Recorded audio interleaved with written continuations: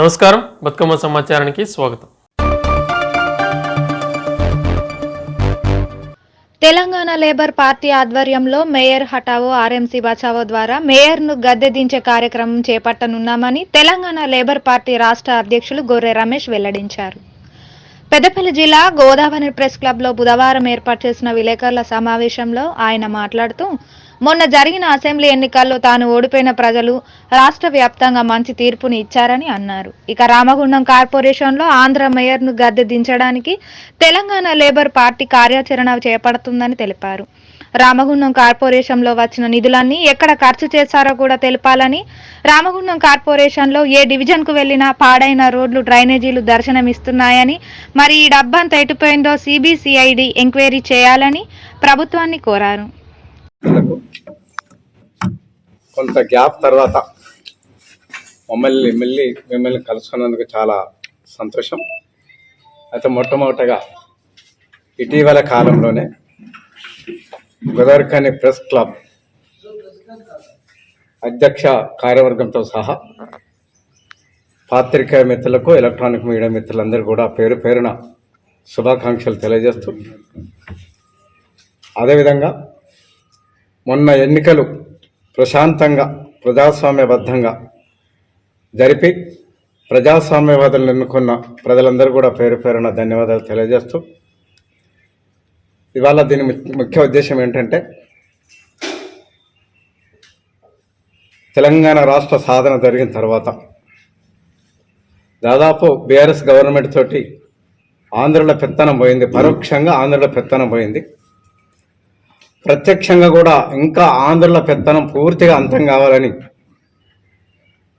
మేము Ramagundam municipal corporation నుండే ఈ ప్రక్షాళన మొదలు పెడుతున్నాం. తెలంగాణ లేబర్ పార్టీ తరఫున మొట్టమొదటగా త్వరలోనే ఆంధ్రకు సంబంధించినటువంటి మేయర్ ఎవరైతే ఉన్నారో బంగి అనిల్ కుమార్కు సంబంధించి మేయర్ హటావో ఆర్ఎంసీకి బచావో ఒక ప్రోగ్రాము తీసుకుంటున్నాం.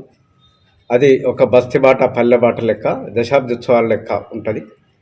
ఆయన దిగిపోయే వరకు కూడా, ఆయనకైనా రాజీనామా చేసే వరకు కూడా మా పోరాటం కొనసాగుతుంది. సేమ్ టైంలోనే ఈ అవిశ్వాసాలు, విశ్వాసాలు ఇవన్నీ తోటి మాకు సంబంధం లేదు.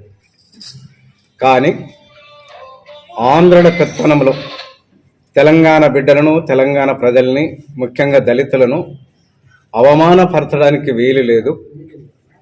అది ఏ పార్టీ అయినా, ఏ వ్యక్తులైనా, దళిత నాయకులైనా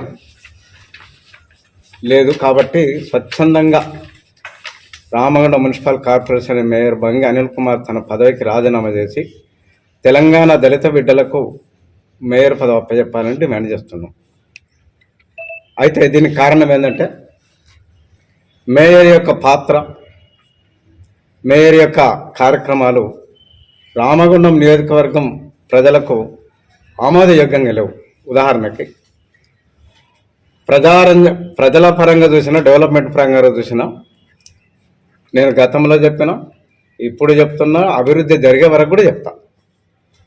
కనీసము గోదావరిఖని పారిశ్రామిక ప్రాంతంలో నడిబొడ్డున ఉన్నటువంటి ఇందిరానగర్ కానీ, పక్కకే ఉన్నటువంటి ప్రగతి నగర్ కానీ, ఇంకా విఠల్ నగర్ కానీ, చాలా ఏరియాలలో ఎక్కడ కూడా ఇప్పటి కూడా అడుగు తీస్తే అడుగు వేయలేనటువంటి రోడ్లు ఉన్నాయి, డ్రైనేజీలు ఉన్నాయి, ఏం లేదు. సో ఈ అభివృద్ధి నిరోధకుడు మన బంగి అనిల్ కుమార్ మేయర్.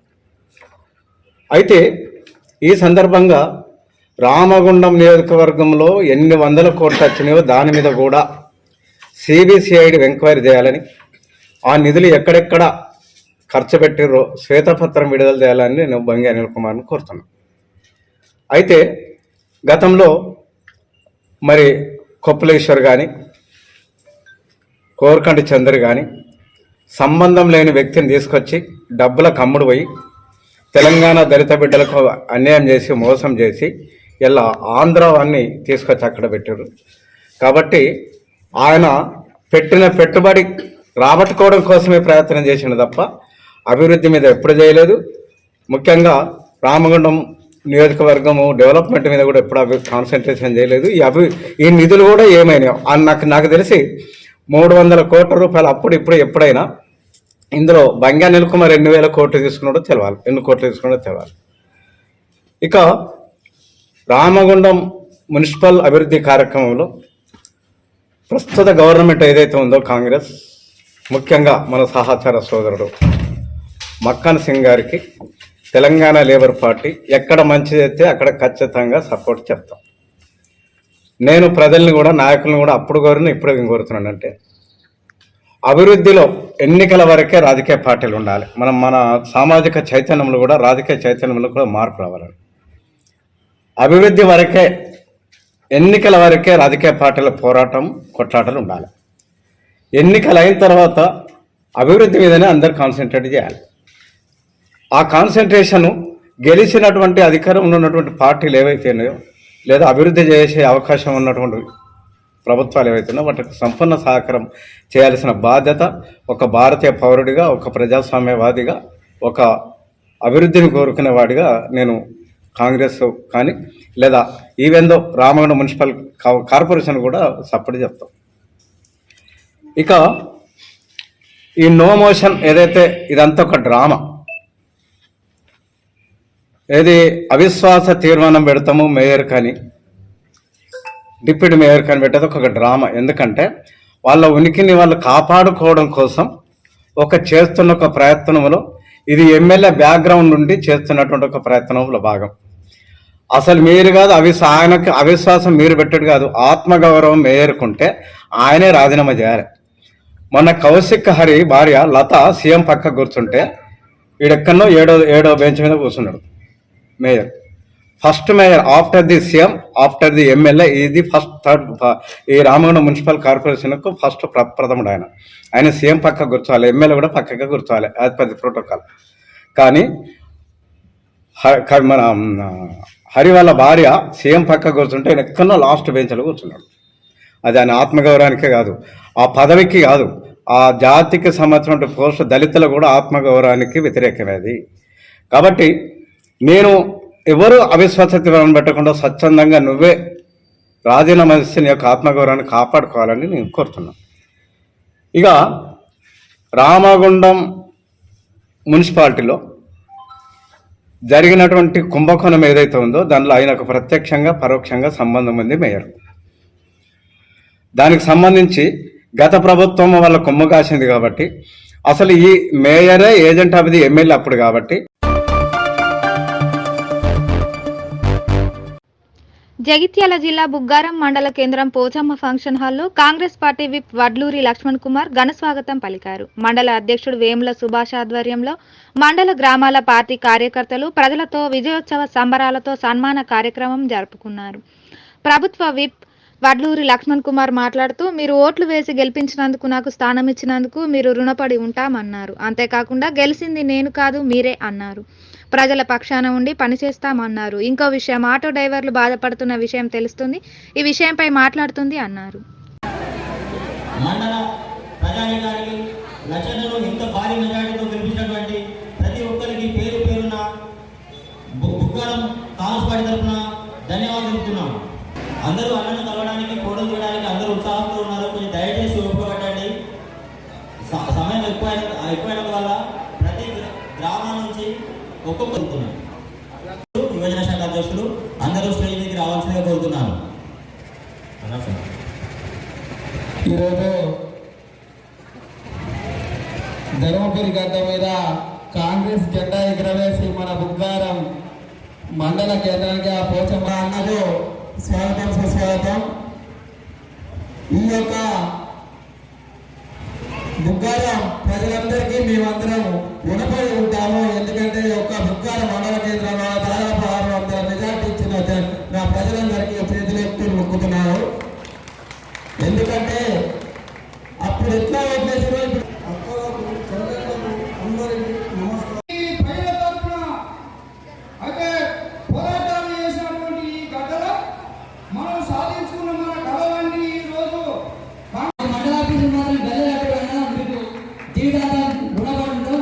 మాకు మెయిన్ పెద్ద సమస్య అంటే మా బుగ్గారం ఎక్స్ప్రెస్ బస్ తాగుతారు. దానికి కూడా మీరు కృషి చేసి డిఎం గారితో మాట్లాడి కృషి చేసిన కోరుచున్నామన్నా.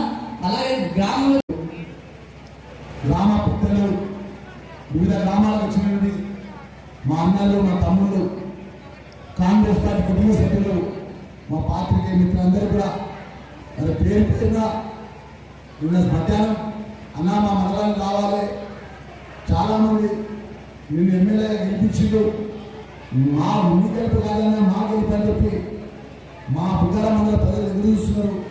మీరు ఖచ్చితంగా రావాలని చెప్పి తమ్ముడు సుభాష్ గారిని మండలానికి సంబంధించిన ముఖ్య నాయకులందరూ కూడా పేరు పేరున నన్ను అడగడం జరిగింది.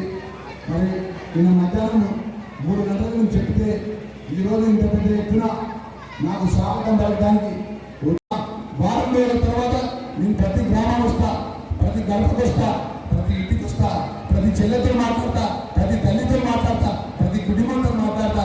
అమ్మా మీ వాళ్ళనే ఉంటా, మీరు కూడా దండపెట్టి ఉంటా, మీ దగ్గర ఉంటా. 5 సంవత్సరాల టైం లోపల 6 నెలల లోపల మీకు ఇచ్చిన మాట అమలు చేస్తా. 6 నెలల తర్వాత మేము ఎన్నికలకు వస్తే మా లక్ష్మణ్ కూడా ఎవరికి చెప్తే గాలకే చెప్తే విధంగా అందరూ కూడా మనస్ఫూర్తిగా పేరు పేరున మా పాత్రికేయ మిత్రులందరూ కూడా నమస్కారం తెలియజేసుకుంటూ నమస్తున్నాను. జై కాంగ్రెస్, జై. మాట్లాడడం పెద్ద జీవన్ రెడ్డి గారు, మీరు రేపు రాష్ట్ర ముఖ్యమంత్రి గారితో రేపు అసెంబ్లీ సెషన్ కన్నా అసెంబ్లీలో కూడా రేపు ముఖ్యమంత్రి సింగరేణిలో కొన్ని యూనియన్లు దొంగ వైఖరిని అవలంబిస్తూ యాజమాన్యంకు ప్రభుత్వంకు సహకరిస్తూ డిసెంబర్ 27న జరిగే ఎన్నికలను అడ్డుకునే ప్రయత్నాలు చేస్తున్నారని, వారు కార్మికుల పక్షమా లేక కంపెనీ పక్షమా అని Singareni collieries workers union AITUC అదనపు ప్రధాన కార్యదర్శి మిరియాల రంగయ్య, ఉప ప్రధాన కార్యదర్శి మడ్డి ఎల్లాగౌడ్, కేంద్ర కార్యదర్శి కవ్వంపల్లి స్వామి, బ్రాంచ్ కార్యదర్శి ఆరెల్లి పోషం, బ్రాంచ్ సహాయ కార్యదర్శి రంగు శ్రీనివాసులు ప్రశ్నించారు. బుధవారం సింగరేణి RG1 ఏరియాలోని GDK2 AOCP 5లో జరిగిన గేట్ మీటింగ్లో వారు పాల్గొని మాట్లాడారు.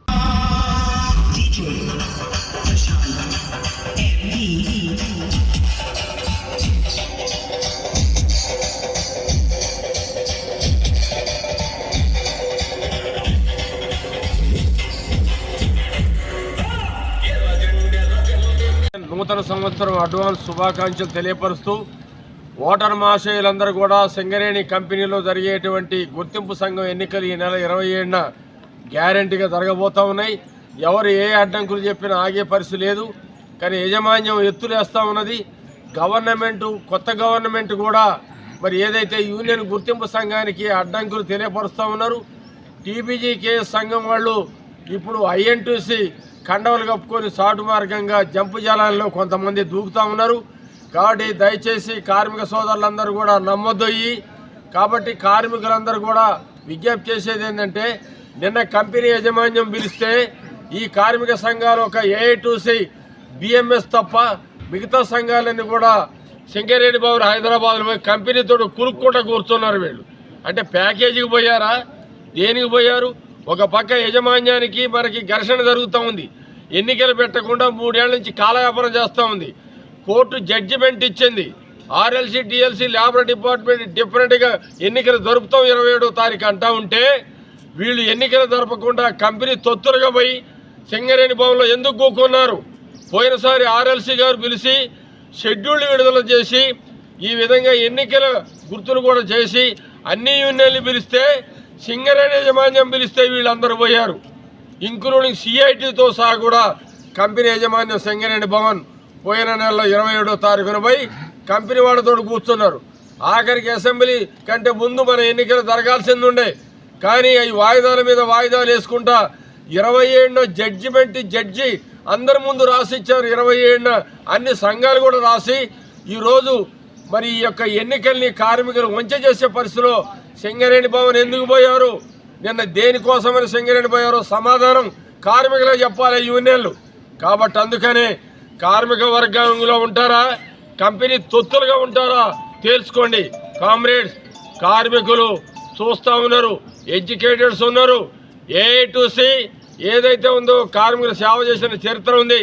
డెఫినెట్గా ఈ నెల 27వ తారీఖున ఎన్నికలు జరగకపోతే చాలా పద్ధతులు మారుతాయి. యూనియన్లు సింగరేణి భవన్ పోయిన వాళ్ళ యూనియన్ల సంగతి కూడా తేలుస్తాం. కాబట్టి అందుకనే దయచేసి ఎన్నికలు జరిగేటట్టు సహకరించండి. కంపెనీ పోయి చెప్పండి, మీరు కాబట్టి దయచేసి ఎన్నికలు జరగాల్సిందే. ఎక్కడ చూసినా సరే A2C ఎర్ర జెండా సంఘమని కొత్త తరం పాత కార్మికులందరూ కూడా చాలామంది గుంపులుగా మన యూనియన్ కండవలు కప్పుకుంటున్నారు. వాళ్ళందరికీ ధన్యవాదాలు. నడిపించవలసిన అవసరం ఉన్నది. ఇది 80 ఏళ్ల చరిత్ర ఉన్నటువంటి సంఘం, అనేక మంది త్యాగధనులు నిర్మించిన సంఘం, వందలాది మంది ఈ జెండా నీడన కార్మికుల కోసం పోరాడి అమరులై ధృవతారులై ఆకాశాన చుక్కలై వెలుగుతున్న వాళ్ళ వారసత్వం మనకిచ్చిన సంఘం. కాబట్టి ఈనాడు అనేక చోట్ల భారీగా ఏఐటీసీలో చేరికలు జరుగుతున్నాయి. అట్లాగే అనేక మంది భాస్కరరావు భవన్కి వచ్చి కార్మిక నిలయం అనేటువంటి మన భాస్కరరావు భవన్లో కూడా వాళ్ళు వచ్చి ఉత్తేజంగా ఉత్సాహంగా మన యూనియన్లో చేరుతున్నారు. కామ్రేడ్స్, ఈ ఎర్ర జెండా కండువా కప్పుకున్నందుకు మనమంతా గర్వపడాలని చెప్తున్నాను నేను. ఎందుకంటే ఇది చరిత్రాత్మకమైనటువంటి సంఘం. చికాగో నగరంలో 8 గంటల పనిదినం కోసం ఆనాడు జరిగిన మహోత్సవ పోరాటానికి గుర్తే మన ఎర్ర జెండా. ఇదేదో మామూలుగా మనం రంగు అద్దుకునేది కాదు. త్యాగధనుల రక్తం చిందించి ఎరుపెక్కించిన జెండా కాబట్టి ఈ జెండా కప్పుకున్నందుకు మనం నిజంగా గర్వపడుతూ మన సంఘం కోసం పోరాడదాం. ఆ విధంగానే ఈరోజు ఎన్నికలు జరుగుతున్నాయి. 7వ దఫా 6 సార్లు జరిగినాయి. 3 నెలలకు 6 నెలలకు ఆలస్యంగా జరిగినాయి. కానీ ఇది 7వసారి. దీనికి ఆటంకాలు, అడ్డంకులు, కోర్టు కేసులు, వాయిదాలు, మరి ఇది ఎవరి ఫాయిదా కోసమో అర్థం చేసుకోవాలి మనమంతా. అందుకని గతంలో టీపీసీ కేసు, ఇప్పుడు అధికార పార్టీ కాంగ్రెస్ అనుబంధంగా ఉన్నటువంటి ఐఎన్టీసీ, వీళ్ళకు తెలవకుండా మాత్రం ఇప్పుడు కోర్టులో మళ్ళా సునీల్ శర్మ కేసు వేయడం అనేది సాధ్యం కాదు. ఒక ఐఏఎస్ ఆఫీసరు ప్రభుత్వానికి తెలవకుండా కేసు వేయడం అనేది అసాధ్యమైన విషయం. ఏదేమైనా కాంగ్రెస్ అధికారం ఉంటేనే కొన్ని సంఘాలు ఉంటాయి, ప్రభుత్వం ఉంటేనే కొన్ని సంఘాలు పనిచేస్తాయి. గతంలో టీపీసీ కేసు ఉండే, టీఆర్ఎస్ పోయిన తర్వాత, బీఆర్ఎస్ ఓడిపోయిన తర్వాత వాళ్ళ ఆఫీస్కు తాళాలు పెట్టుకునే పరిస్థితి వచ్చింది. స్తబ్దతలో ఉన్నారు, డిశ్చార్జ్ అయిపోయారు. కానీ కవిత కలిసి మళ్ళీ రీఛార్జ్ చేసిందట. మళ్ళీ మెల్లమెల్లగా మిర్యాల రాజారెడ్డి బాయిల మీదకి వస్తాడు. ఇకపోతే 10 ఏళ్ళు పండుకున్నది ఐఐటీసీ. ఆ గడియారం ఆగిపోయింది. ఆ గడియారానికి ఇప్పుడు కొత్త సేలు వేసి నడిపించే ప్రయత్నం చేస్తారు. కానీ అది మిషనే ఖరాబ్ అయింది కాబట్టి ఆ గడియారం నడవదు. ఎందుకంటే గవర్నమెంట్ ఉంటే గప్పాలు కొట్టేటోళ్ళు, సర్కారు ఉంటే సంఘాలు కొట్టేటోళ్ళు, కేవలం ప్రభుత్వం ఉంటేనే పనిచేసేటోళ్ళు కార్మిక సంఘానికి పనిచేయరు. అధికారం వేరు, ప్రభుత్వం వేరు, పరిశ్రమ వేరు, రాజకీయ రంగం వేరు, కార్మిక సంఘం వేరు.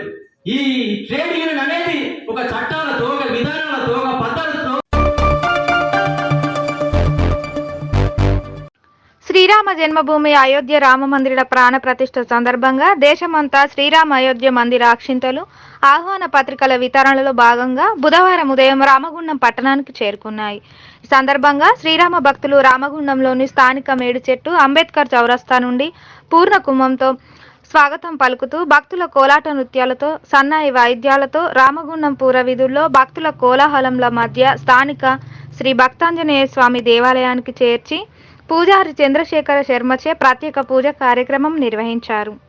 అనంతరం శ్రీరామ మందిరంలో అక్షింతలకు 1 వారం పాటు పూజలందించి అక్షింతలను, ఆహ్వాన పత్రికలను ప్రతి ఇంటికి పంచుతామని నిర్వాహకులు లోకనాథం సాయి పేర్కొన్నారు. ఈ కార్యక్రమంలో భక్తులు, అయ్యప్ప స్వాములు అధిక సంఖ్యలో పాల్గొన్నారు.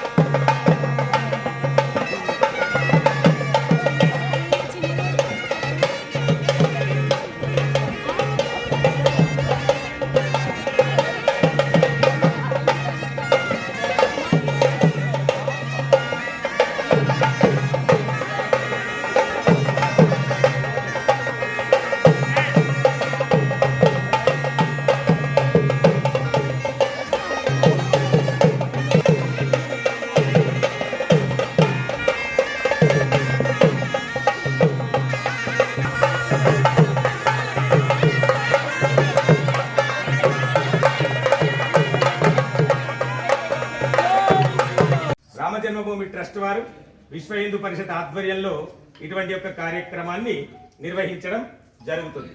అందులో భాగంగా మండల దేవాలయమైనటువంటి యొక్క మన దేవాలయానికి అక్కడ పూజింపబడినటువంటి యొక్క అక్షింతలు పంపించడం జరిగింది. ఇప్పుడు ఈ అక్షింతలకు మనం చిన్నగా పూజా కార్యక్రమం చేసి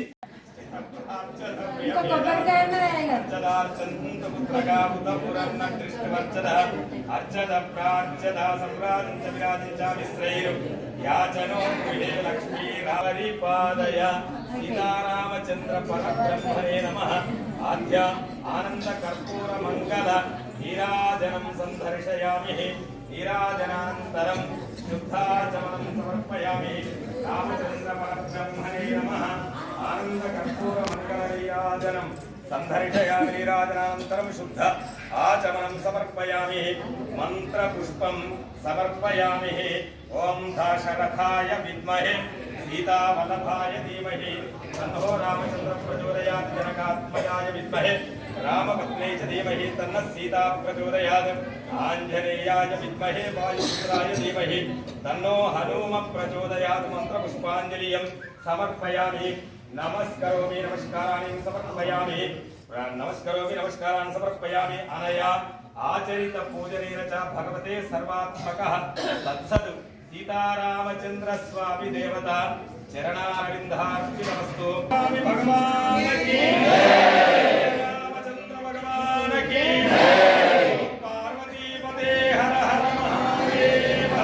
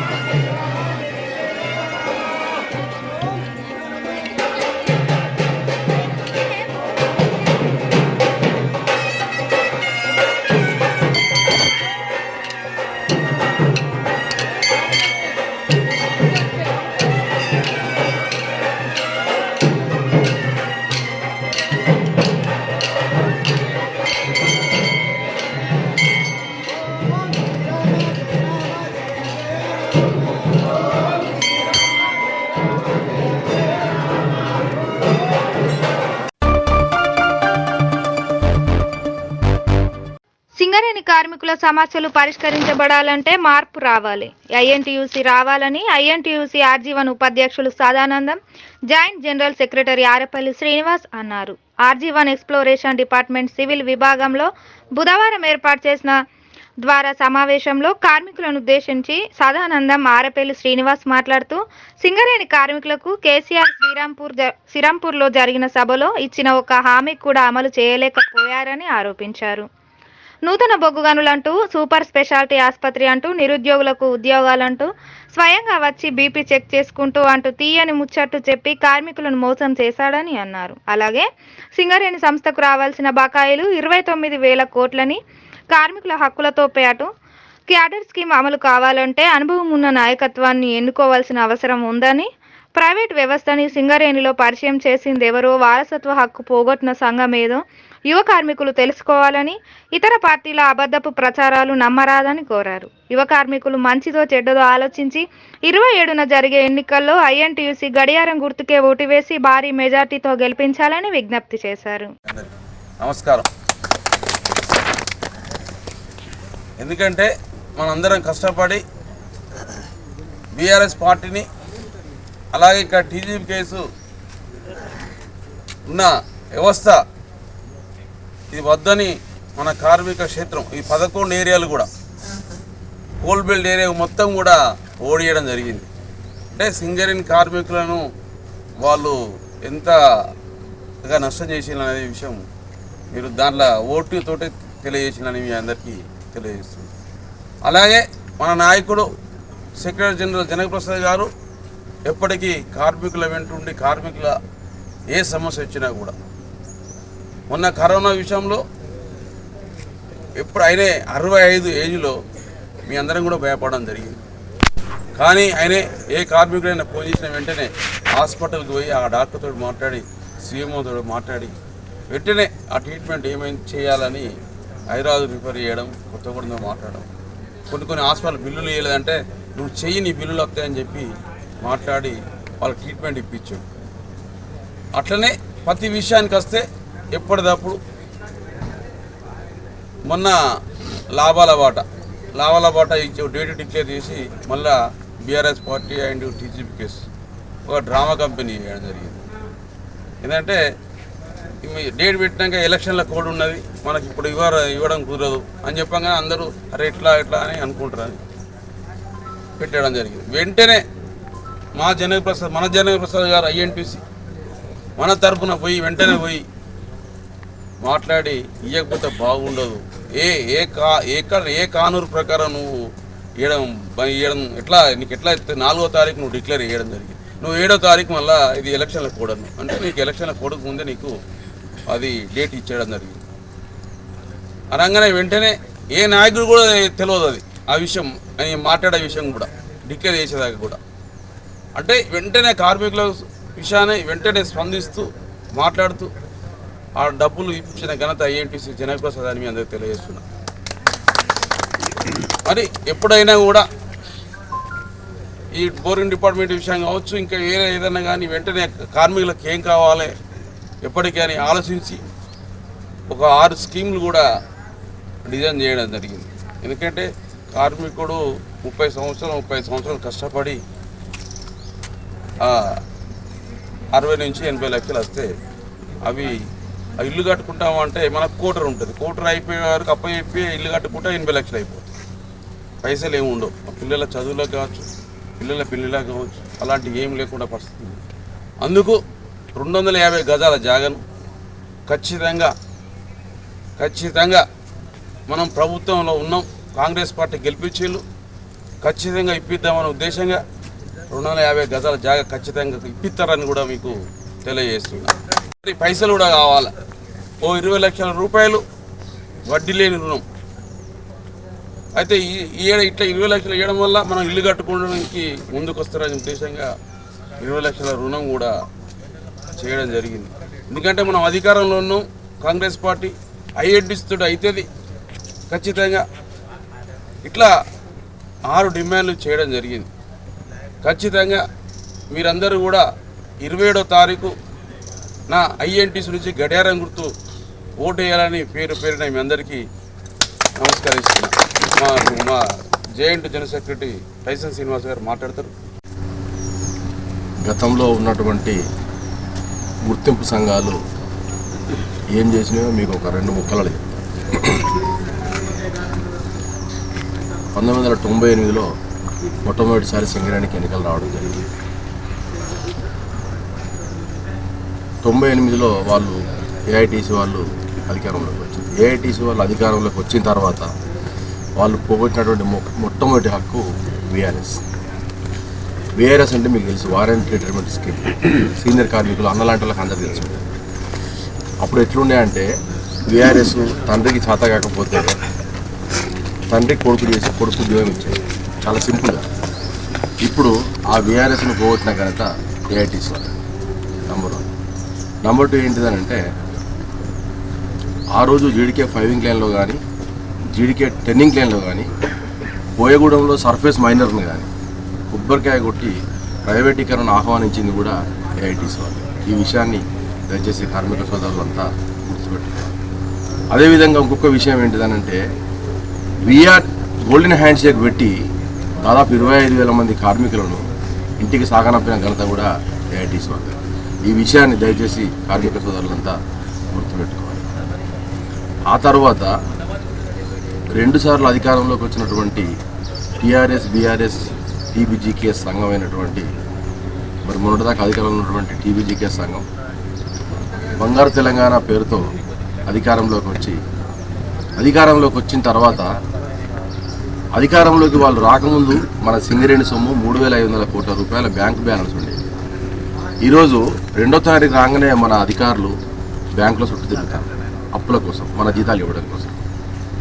మరి వాళ్ళ అధికారంలోకి వచ్చిన తర్వాత సిఎస్ఆర్ నిధులు కావచ్చు, డిఎంఎఫ్టీ నిధులు కావచ్చు. మరి సిఎస్ఆర్ నిధులు అయితేనేమి 2% మన లాభాలకి వెళ్ళి వాటా తీస్తారు. సిఎస్ఆర్ అంటే కార్పొరేట్ సోషల్ రెస్పాన్సిబిలిటీ, సామాజిక బాధ్యత అంటారు. ఆ సామాజిక బాధ్యత కింద 2% తీసినటువంటి ఆ 400 కోట్ల రూపాయల సొమ్ముతోటి ఈ ప్రాంత ప్రజలకు, సింగరేణి ప్రభావిత గ్రామాల ప్రాంత ప్రజలకు ఇక్కడ డ్రైనేజీలు కావచ్చు, లేకుంటే రోడ్లు కావచ్చు, లేకుంటే విద్యుత్ కావచ్చు, లేకుంటే ఆ ప్రాంత ప్రజలకు ఆరోగ్యరీత్యా వాళ్ళను ఆదుకోవడం కావచ్చు, అటువంటి అభివృద్ధి చేయాల్సింది పోయి వాళ్ళు ఇక్కడి నుంచి తీసుకెళ్లి సిరిసిల్ల, సిద్దిపేట, గజ్వేల్, హైదరాబాద్, హుజురాబాద్లో ఖర్చు పెట్టుకున్నటువంటి విషయాలు కూడా మీకు అన్నీ తెలిసిన విషయమే. మీరు గతంలో చాలాసార్లు పేపర్లు చదివే ఉంటారు. అదేవిధంగా డిఎంఎఫ్టీ అంటే district mineral funds of trust, DMFT అంటారు. అయితే మినరల్స్ అంటే కొంతమందికి అంటే అందరికీ తెలిసే ఉంటుంది, కొంతమందికి ఒకరిద్దరికి అర్థం కాకపోవచ్చు. డిస్ట్రిక్ట్ మినరల్స్ అంటే, నమస్కారం అన్నలారా, తమ్ముళ్ళారా, మనకు తెలుసు గవర్నమెంట్ అనుబంధం ఐఎన్టీసీ. గవర్నమెంట్ ఏది ఉంటే దానికి మనం ఆ సంఘానికి పోతేనే పనులు జరుగుతాయి, మనందరికీ కూడా తెలుసు. పారదర్శకత, ఇంతకుముందు యూనియన్స్ ఏం చేసినాయి, మనకు అవినీతిమయమైంది. దీంట్లో యంగ్ జనరేషన్ అంతా వచ్చింది కాబట్టి అవినీతికి లేకుండా మేము పనిచేస్తాం. ఐఎన్టీసీని నమ్మండి. ఇప్పుడు మనకు శ్రీధర్ బాబు గారు ఉన్నారు అక్కడ మినిస్టర్, రాష్ట్రంలోనే ఒక సీఎం తర్వాత సీఎం లేదు. మనకు సింగరేణి లేదు పని కావాలన్నా కూడా సీతక్ ఉన్నారు, శ్రీధర్ బాబు గారు ఉన్నారు, వివేక్ గారు ఉన్నారు, ప్రేమ్ సాగర్ రావు గారు ఉన్నారు. ఇట్లా చెప్పుకుంటూ పోతుంటే మన అన్న మక్కన్ సింగ్ గారు ఉన్నారు. వీళ్ళందరూ కూడా ఏదైనా చేయగలిగితే మనలతో అవుతుంది. వేరే ఎవరిని చేసినా కూడా వాళ్ళు ఎవరి దగ్గర వాళ్ళే, మన ఎమ్మెల్యేల దగ్గరవి మన వాళ్ళని తీసుకుపోయి సీఎం దగ్గర వాళ్ళు, మీరు అందరికీ తెలుసు. దానికంటే ఐఎన్టీసీని గెలిపిస్తే మనందరికీ కూడా మంచిగా ఉంటుంది. ఒకసారి మార్పు కోరుకుంటే మనకు ఒక మంచితనం వస్తుంది. దానికి మనం ఏం చేయొచ్చు అంటే పెరిక్స్, మనకు తెలుసు ఇన్కమ్ ట్యాక్స్ ఎంత ఇబ్బంది పడుతున్నాం, మనిషికి 2 లక్షలు 3 లక్షలు పడతా ఉంది. దాన్ని తగ్గించుకోవాలంటే ఐటీ రంగంలో మనకు సాధ్యం కాదు ఇమీడియట్గా. దానికి ఏమి ఆఫీసర్లకు ఏమున్నది, పెరిక్స్ ఉన్నాయి కదా మనకు. పెరిక్స్ అంటే అలవెన్స్ల మీద ఇన్కమ్ ట్యాక్స్ వాళ్ళకి మన మేనేజ్మెంట్ ఇస్తూ ఉన్నది ఆఫీసర్, వాళ్ళలాగా మనకు కూడా ఇవ్వాలని. మనకు ఒక్కొక్కరికి 60-70 వేలు లాభం జరిగే అవకాశం ఉంటుంది. మన సోదరుడు చెప్పినట్టు ఇండ్ల స్థలాలు 250 గజాలు 20 లక్షలు, అది ఎవరితో అవుతుంది? గవర్నమెంట్ ఉన్న మన సంఘంతో అవుతుంది. అది కూడా ఆలోచించాల్సిన అవసరం ఉంది. ఇప్పుడు ఇంకొకటి కూడా మీరు చూస్తూ ఉన్నారు, హాస్పిటల్లో మనము మన అమ్మకు మన కుటుంబానికి తీసుకెళ్తే అపోలో హాస్పిటల్ కానీ మనకు యశోద కానీ ఈరోజు పంపిస్తూ ఉన్నారా? మనకు తెలుసు పంపిస్తలేరు. ఏదో చిన్న హాస్పిటల్కి పంపిస్తూ ఉన్నారు. అది ఎంత దౌర్భాగ్యమైన పరిస్థితి ఉంది. మనం ఏది కోరుకుంటే హాస్పిటల్ పోయేటట్టు చేయగలిగే సత్తా ఈ గవర్నమెంట్కి ఉంది, ఐఎన్టీసీకి ఉంది. కాబట్టి ఒక్కసారి ఆలోచించి మన ఐఎన్టీసీని గెలిపించాల్సింది కోరుతా ఉంది.